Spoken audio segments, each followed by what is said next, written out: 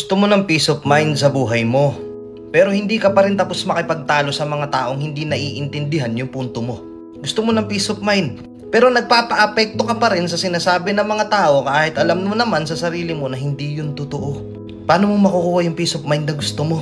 Kung bawat kibit na sinasabi o naririnig mo sa ibang tao, pinapatulan mo. Di ba? Alam mo makukuha mo lang yung totoong peace of mind kapag naintindihan mo na hindi lahat ng tao maiintindihan ka. Hindi lahat ng tao magigets kung anong pinupoint mo. Magkakaroon ka lang ng peace of mind kapag wala ka ng pakialam sa opinion nila. Pero kung ganyan yung style mo, naaaburido ka, nagugulo yung utak mo. Paano kasi? May marinig ka lang na hindi maganda sa ibang tao, masyado kang naaapektuhan. Gumising ka, boy. Galaw-galaw. Hindi pwede malambot sa mundong to. Kailangan mo maging matigas. Kailangan mo manindigan sa mga kung anong pinaniniwalaan mo para sa'yo totoo. Kasi hanggat nagpapaapekto ka sa iba, yung pangarap mong peace of mind, hanggang pangarap na lang talaga.